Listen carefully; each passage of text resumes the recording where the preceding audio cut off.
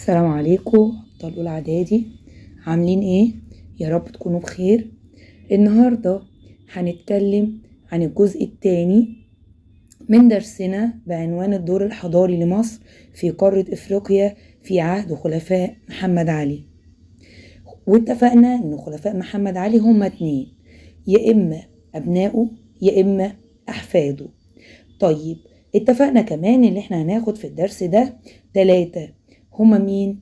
عباس باشا الاول وده ابن محمد علي، ابن طسن ابن محمد علي، وكمان سعيد باشا وده كان ابن محمد علي، وكمان الخديوي اسماعيل وده ابن محمد علي، حفيده يعني اللي هنتكلم عنه النهارده هو حفيده.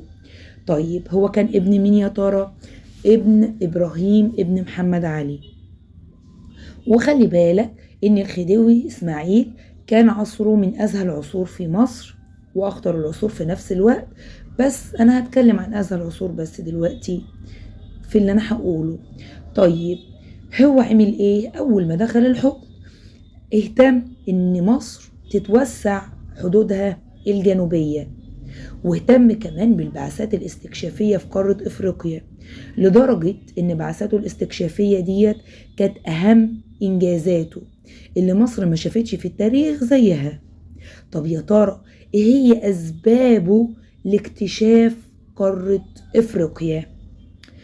هو كان عاوز يستكشف الأراضي ويدرس أوضاع قارة إفريقيا، فكان عنده أسباب تخليه يكتشف إفريقيا. أول سبب إن هو عاوز يكمل ما بدأه محمد علي وسعيد باشا في محاربة تجارة الرقيق.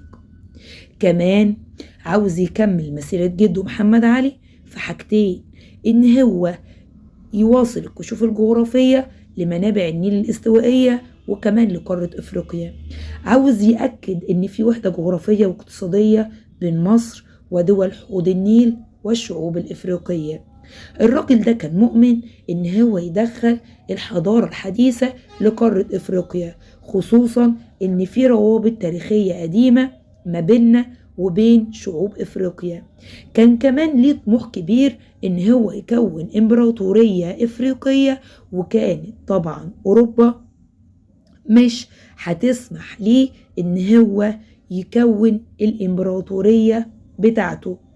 ليه؟ علشان لما يكون امبراطورية ده هيعلي من مكانته ومن شأنه امام الدول الأوروبية. يبقى تاني ايه يا ترى هي الأسباب اللي جعلت الخديوي إسماعيل يكتشف إفريقيا؟ أول حاجة استكمال ما بدأه محمد علي باشا وسعيد باشا في محاربة تجارة الرقيق في إفريقيا، وكمان رغبته في استكمال مسيرة جده محمد علي في مواصلة كشوف جغرافية لمنابع النيل الاستوائية وقارة افريقيا، وتأكيد وحدة جغرافية واقتصادية بين مصر ودول حوض النيل والشعوب الافريقية. وكان مؤمن بإدخال الحضارة الحديثة لإفريقيا بحكم الروابط التاريخية القديمة بين مصر وشعوب إفريقيا، وكان ليه رغبة في تكوين إمبراطورية إفريقية كان بيوقف أمامها أطماع الدول الأوروبية. تاني هقولها مرة كمان، هي أسباب إسماعيل أو أسباب اكتشاف أو البعثات الاستكشافية اللي عملها إسماعيل لقارة إفريقيا. استكمال ما بدأوا محمد علي باشا وسعيد باشا في محاربة تجارة الرقيق في إفريقيا، رغبته في استكمال مسيرة محمد علي باشا في مواصلة الكشوف الجغرافية ومنابع النيل الاستوائية وقارة إفريقيا، وتأكيد على الوحدة جغرافية واقتصادية بين مصر ودول حوض النيل والشعوب الإفريقية، وإيمانه بإدخال الحضارة الحديثة لإفريقيا بحكم الروابط التاريخية القديمة بين مصر وشعوب إفريقيا، وكمان طموحه الشخصي ورغبته في تكوين إمبراطورية إفريقية كان بيقف قدامها أطماع الدول الأوروبية.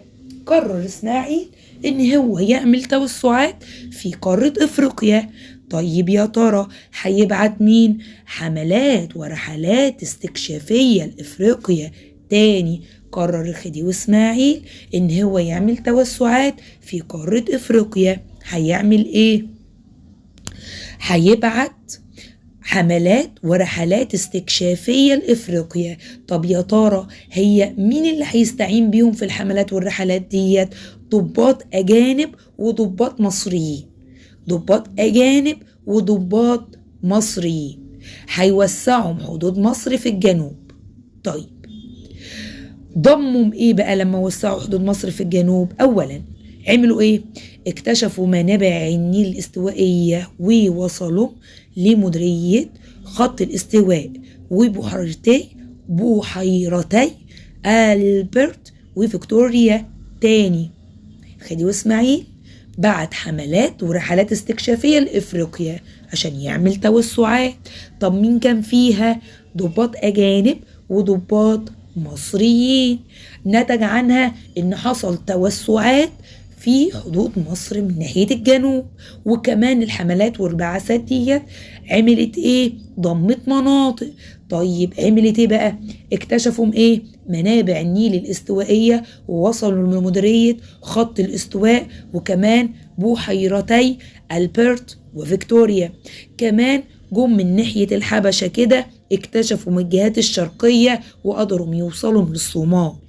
كمان قدروا يرسموا خرائط مفصلة للمناطق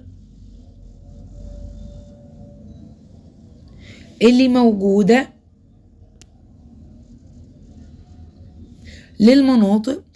موجودة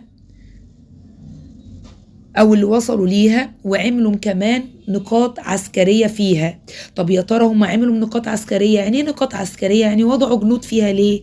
لتأمينها ولحمايتها، وكمان رفعوا العلم المصري عليها. لدرجة ان الضباط دولت كان ليهم دور مهم في الحملات دي والرحلات ديت. تمام. وقدروا يرسموا خريطة مفصلة لقارة افريقيا، ودي كانت ادق خريطة اتعرفت في الوقت ده. يبقى تاني عمل ايه اسماعيل؟ عمل توسعات في افريقيا. طب عمل ايه؟ ارسل حملات ورحلات استكشافية لافريقيا. طب هيستعين بمين فيها؟ ضباط اجانب وكمان ضباط مصريين. من خلال الحملات والرحلات دي قدروا يعملوا ايه؟ يتوسعوا من نحو الجنوب وضموا مناطق. طيب زي عملوا ايه كمان؟ اكتشفوا منابع النيل استوائية ووصلوا لمديرية خط الاستواء وبحيرتي ألبرت وفيكتوريا. واكتشفوا الجهات الشرقية من الحبشة وصلوا للصومال، ورسموا خرائط مفصلة للمناطق اللي وصلوا ليها، وأقاموا نقاط عسكرية فيها. طيب ليه؟ لتأمينها وحمايتها، ورفعوا عليها العلم المصري. كمان إسماعيل حفيد محمد علي كان ليه دور حضاري في السودان وشرق افريقيا. طيب الراجل ده عمل ايه؟ اهتمام كبير بالتعليم. طيب لما اهتم بالتعليم عمل ايه؟ اقام مدارس، اقام مكتبات عامة. عملهم فين؟ عملهم في السودان. طيب بس في السودان؟ لا، ده كمان في منطقة القرن الافريقي، الحتة اللي هي في الخريطة في افريقيا عاملة زي القرن، اللي هي حاليا بتضم الصومال وجيبوتي. طيب عمل ايه كمان؟ بعت لهم معلمين وعلماء الازهر الشريف. طب هيبعتهم لهم ليه؟ علشان يدرسهم في المدارس والمكتبات دي. تاني اهتم بايه؟ اهتم بالتعليم، فانشأ ايه؟ مدارس ومكتبات عامة في السودان ومنطقة القرن الإفريقي اللي هي حاليا منطقة القرن الإفريقي، الصومال وجيبوتي. عمل كمان بعت معلمين وعلماء من الأزهر الشريف. ليه؟ علشان يدرسوا فيها.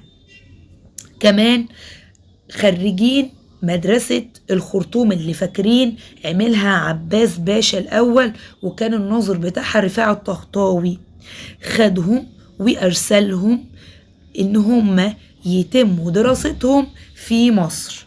طيب على نفقة مين؟ الحكومة المصرية. طيب يا ترى ده ساعد على إيه؟ على إن نبوغ عدد كبير من العلماء السودانيين في مجالات زي الهندسة وزي التاريخ وزي كمان المساحة. كمان إسماعيل باشا اهتم بالتقسيم الإداري، وهو كمان زيه زي سعيد أدخل تعديلات على السودان. طيب يا ترى دخل تعديلات على السودان ليه؟ لأنه عمل توسعات في السودان وضم أراضي جديدة. طيب قسم السودان لكم مديرية المرة دي؟ 12 مديرية، والكل مديرية عاصمة. وعمل كمان 5 محافظات على الساحل الشرقي لإفريقيا. يبقى تاني إسماعيل عمل إيه؟ عمل تعديلات في التقسيم السوداني الإداري للسودان. إشمعنى؟ علشان ضم أراضي جديدة بسبب التوسعات اللي عملها. قسم السودان المرة دي لكام مديرية؟ 12 مديرية. طيب وكان لكل مديرية عاصمة خاصة بيها. وكمان عمل ايه؟ 5 محافظات على الساحل الشرقي لإفريقيا. طيب يا ترى ايه هما ال5 محافظات؟ معرفة، هما مين؟ سواكن، مصوع، بربرة، هرر، وكمان زيلع. تاني، بربرة، هرر، زلع، مصوع، وسواكن. مش تحفظها، اعرفها. طيب الراجل ده اهتم كمان بالجانب الاقتصادي لما اهتم بالزراعة. عمل في الزراعة، عاوز يزود الأراضي الزراعية فاستصلح أراضي زراعية جديدة. كمان عمل مزارع في السودان. يا ترى هيعملها ليه؟ علشان يزود الإنتاج. وكمان زود زراعة القطن وتوسع فيه. اشمعنى؟ عشان يصدروا لبره ويدخل فلوس ويزود الدخل القومي. فتوسع في زراعة القطن علشان يدعم الصناعات التصديرية. اهتم كمان بطرق النقل. بس أنا عندي 3 طرق: طرق برية وطرق نهرية وكمان ملاحة بحرية. الطرق البرية اللي أنا بمشي عليها على الأرض، البر. طيب هو عمل ايه؟ حسن الطرق البرية ديت اللي موجودة في السودان، وعمل كمان طرق جديدة. عملها فين؟ في السودان بس؟ لا، كمان في منطقة شرق افريقيا. يبقى اهتم بالطرق البرية. ايوه، هي الطرق البرية. الطرق البرية اللي هي الطرق الموجودة على الارض. عمل فيها ايه؟ حسن الطرق البرية ديت، وكمان انشأ طرق جديدة. عملها فين؟ في السودان ومنطقة شرق افريقيا. كمان من الطرق البرية دي السكك الحديدية، وعمل فعلا خط سكك حديدية على أو بجنب نهر النيل اللي موجود في السودان، يعني بمحاذاة نهر النيل اللي في السودان، على طول نهر النيل اللي موجود في السودان. كمان أصلح حاجتين: ملاحة نهرية اللي هي حركة السفن في النهر، والملاحة البحرية اللي هي حركة السفن في البحر. أول حاجة أصلح الملاحة النهرية في إيه؟ أصلح مجرى نهر النيل. طيب اللي موجود فين؟ في جنوب حتة اسمها وادي حلفا. ولما أصلحه بقى صالح لمرور السفن تروح وتيجي منه. كمان أصلح ترسانة الخرطوم. هي ترسانة الخرطوم دي مكان بيعمل فيها إيه؟ مكان محمد علي هو اللي أنشأه وكان عامله علشان يصنع فيه السفن. يبقى ترسانة الخرطوم دي مالها؟ مكان لصناعة السفن. كمان اهتم بالملاحة البحرية لما عمل فنار بميناء بربرة على خليج عدن. فنار بميناء بربرة على خليج عدن. مش بس كده، كمان عمل رصيف علشان السفن تركن عليه، يعني ترسو عليه. يبقى تاني، طرق النقل ده كام طريق؟ طرق برية، ملاحة نهرية، ملاحة بحرية. طرق برية، أنشأ طرق برية وحسن الطرق البرية في السودان ومنطقة شرقي إفريقيا. وكمان مد خط سكة حديد بمحاذاة نهر النيل في السودان. أما في الملاحة النهرية أصلح مجرى نهر النيل جانب وادي حلفاء. وكمان لما أصلحوه بقى صالح لمرور السفن.